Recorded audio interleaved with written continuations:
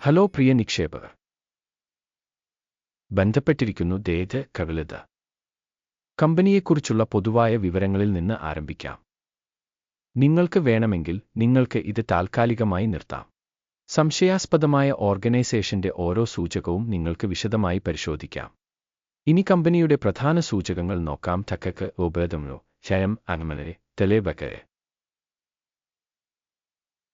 2025 March 23 വരെയുള്ള ഡാറ്റയെ അടിസ്ഥാനമാക്കിയുള്ള അവലോകനം. വർഗീകരണം വഴി ഖരലത കമ്പനി ഉദയമയോ ക്ഷയം ഉപവിഭാഗത്തിൽ പെടുന്നു. കമച്ചം ദത്യഹങ്കര 95 കമ്പനികൾ വിശകലനത്തിൽ പങ്കെടുക്കുന്നു. ഇത് വളരെ പ്രാതിനിധ്യമാണ്. ഈ വീഡിയോയുടെ അവസാനം ഞങ്ങൾ ഓർഡർ ടേബിൾ നോക്കും.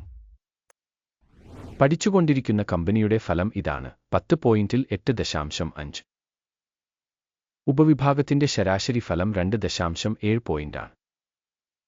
നിങ്ങൾ വിശാലമായി നോക്കുകയാണെങ്കിൽ മൊത്തത്തിൽ വിപണിയിൽ മൊത്തം വിപണിയിലെ ശരാശരി സ്കോർ 1.9 പോയിന്റാണെന്ന് നമുക്ക് ശ്രദ്ധിക്കാം. 8.5 പോയിന്റ് സ്കോറിനെതിരെ ഭേദമൊരു ഹാം ഒരു കമ്പനിയുടെ ഓഹരി വിലയുടെ ചലനം താരതമ്യം ചെയ്യുന്നു. ഭേദമൊരു സാം ഉപവിഭാഗം കമ്പനികളും കഴിഞ്ഞ 12 മാസമായി കമ്പനിയുടെ ഓഹരികൾ ഞങ്ങൾ കാണും. ഭേദമൊരു -23% പ്രവണത കാണിച്ചു. ഉപവിഭാഗത്തിലെ വില മാറ്റത്തിനെതിരെ 17.4%. ഇത് വ്യക്തമായി ഒന്നും സൂചിപ്പിക്കുന്നില്ല, എന്നാൽ ഈ വസ്തുത മനസ്സിൽ സൂക്ഷിക്കേണ്ടത് ആവശ്യമാണ്. കമ്പനിയുടെ വിപണി മൂലധനം ഉദയമയോ $0.29 ബില്യൺ ആണ്. $539 ബില്യൺ ഉപവിഭാഗത്തിന്റെ വിപണി മൂലധനം. ഭേദമയ സനം 0.053% വിഹിതമാണ്. ഇത് ഉപവിഭാഗത്തിലെ വളരെ ചെറിയ കമ്പനികളിൽ ഒന്നാണ്. കമ്പനിയുടെ ബാലൻസ് ഷീറ്റ് മൂലധനം $0.13 ബില്യൺ ആണ്. ഉപവിഭാഗത്തിന്റെ മൂലധനം $139 ബില്യൺ ആണ്. ഭേദമയ സനം 0.093% വിഹിതം ഉൾക്കൊള്ളുന്നു. സ്റ്റോക്ക് എക്സ്ചേഞ്ചിന്റെയും ബാലൻസ് ഷീറ്റ് ക്യാപിറ്റലൈസേഷന്റെയും ഷെയറുകളുടെ താരതമ്യം ചെയ്യുമ്പോൾ നമുക്ക് ഇനിപ്പറയുന്നവ കാണാൻ കഴിയും. അധിനിവേശ വിഹിതം ഭേദമയ സനം ഉപവിഭാഗത്തിൽ മാർക്കറ്റ് ക്യാപിറ്റലൈസേഷൻ വിലയിരുത്തുമ്പോൾ 0.053%. പുസ്തക മൂല്യം 0.093%. ഇത് വിപണി മൂല്യത്തിന്റെ വിഹിതത്തേക്കാൾ 75% കൂടുതലാണ്. കമ്പനിയുടെ വിപണി വിഹിതത്തിന്റെ വിലയിരുത്തലും ഉപവിഭാഗത്തിന്റെ പുസ്തക മൂല്യവും നല്ലത്. 1 പോയിന്റ്. പഠനത്തിലുള്ള കമ്പനിക്ക് $0.006 ബില്യൺ സാമ്പത്തിക ബാധ്യതയുണ്ട്. ബുക്ക് ക്യാപിറ്റലൈസേഷന്റെ കടം കമ്പനിയുടെ മൂലധനത്തിന്റെ 4.6%. കമ്പനിയുടെ ഡെറ്റ് ലെവലിന്റെ റേറ്റിംഗ് വളരെ നല്ലത്. 2 പോയിന്റ്.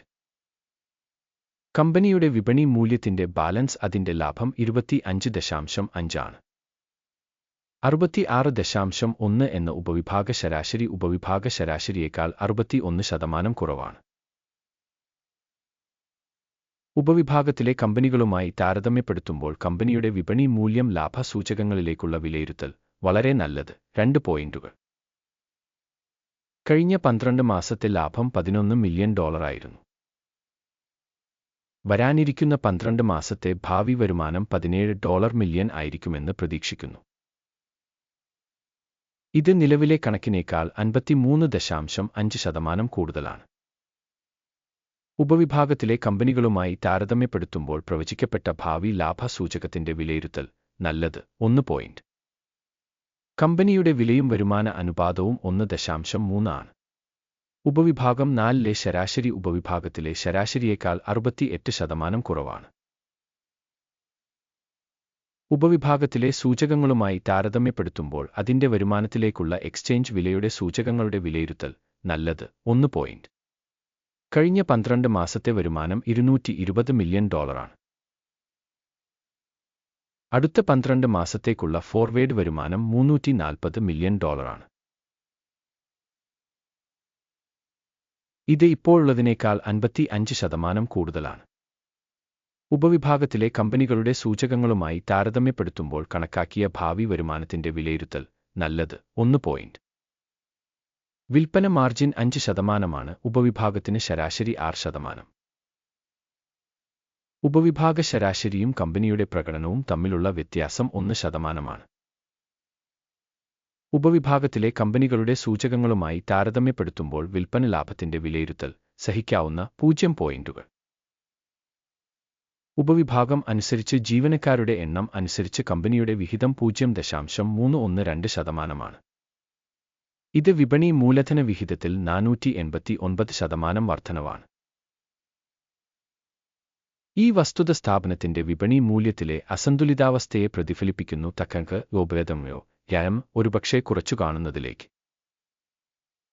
കമ്പനിയിലെ ഓരോ ജീവനക്കാരന്റെയും മൂലധനം $243,000 തുല്യമാണ്. ഉപവിഭാഗത്തിൽ $1,425,000.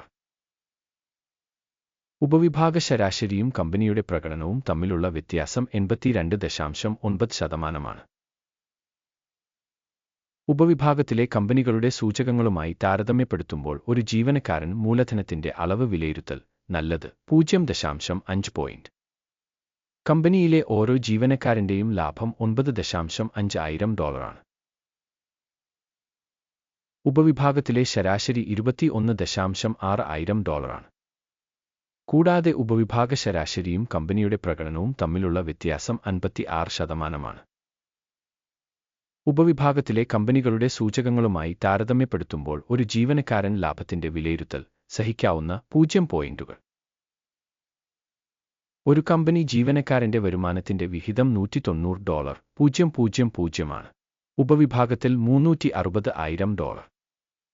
ഉപവിഭാഗത്തിലെ ശരാശരിയും കമ്പനിയുടെ പ്രകടനവും തമ്മിലുള്ള വ്യത്യാസം 89%.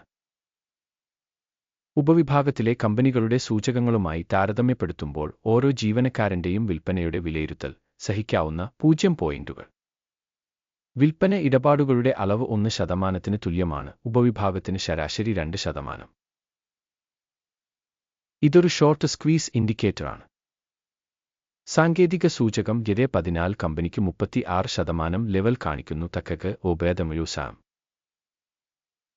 ഉപവിഭാഗത്തിന് ഈ നില ഏകദേശം 47%. ശരാശരി ഉപവിഭാഗത്തിലെ ഓഹരികൾ വിലയേക്കാൾ ഉയർന്നതാണ്. അക്കക്ക് ഉപഭേദമയൂസാം. കമ്പനിയുടെ നിലവിലെ സ്റ്റോക്ക് വില ഏകദേശം $7.23 ആണ്. കമ്പനിയുടെ ഓഹരികളുടെ സമവായ വില ലക്ഷ്യം ഏകദേശം $12.82 ആണ്.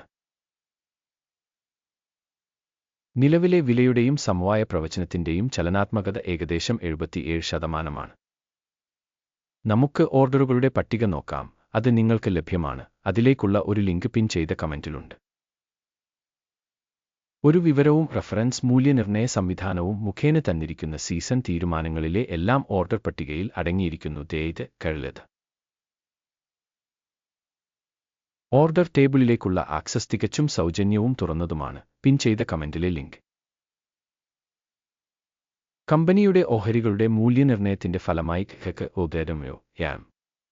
വിവരങ്ങളും റഫറൻസ് സംവിധാനവും കഴുലത് ഇനിപ്പറയുന്ന തീരുമാനം എടുത്തു. ഒരു ഓഹരിക്ക് $7.24 എന്ന നിരക്കിൽ ഒരു വാങ്ങൽ കരാർ തുറക്കുക. കമ്പനിക്ക് ഉയർന്ന റേറ്റിംഗ് ഉള്ളതിനാൽ ഓർഡർ തുറന്നിരിക്കുന്നു. ഓർഗനൈസേഷന്റെ വിലയിരുത്തൽ മൂല്യനിർണ്ണയ രീതി ഉപയോഗിച്ചാണ് നടത്തിയത്. അക്കിമിന്റെ സൂചിക എടുക്കുക ലാഭം 8.01 ആയി സജ്ജീകരിച്ചിരിക്കുന്നു. സ്റ്റോപ്പ് ലോസ് 6.47 ആയി സജ്ജീകരിച്ചിരിക്കുന്നു. ലാഭം അല്ലെങ്കിൽ സ്റ്റോപ്പ് നഷ്ടം വഴി ഓർഡർ അടച്ചിട്ടില്ലെങ്കിൽ. ഈ സാഹചര്യത്തിൽ 2025 ഏപ്രിൽ 22 ട്രേഡിംഗിന്റെ അവസാനം ഓർഡർ സ്വയമേവ അടയ്ക്കും. അല്ലെങ്കിൽ നിശ്ചിത തീയതിക്ക് മുമ്പുള്ള അവസാന ട്രേഡിംഗ് ദിവസം. ടിക്കർ ഒരു ബാലൻസിംഗ് സെയിൽ ഓർഡർ ആയിരിക്കും. ബാലൻസിംഗ് ഓർഡറിലെ വീഡിയോ ചാനലിൽ ഇതിനകം പ്രസിദ്ധീകരിച്ചതോ ആയിരിക്കും. ഓർഡറുകളിലൊന്ന് അടയ്ക്കുമ്പോൾ അടിസ്ഥാന അല്ലെങ്കിൽ ബാലൻസിംഗ്. രണ്ടാമത്തെ ഓർഡർ യഥാർത്ഥ വിലയിൽ അടച്ചിരിക്കുന്നു. ഈ വീഡിയോ കാണുന്നതിനും സഹായ സംവിധാനം ഉപയോഗിച്ചതിനും എല്ലാവർക്കും നന്ദി. കഴുലത്. നിങ്ങൾ ലോകത്തിലെ ഏറ്റവും മികച്ച ജനക്കൂട്ടമാണ്.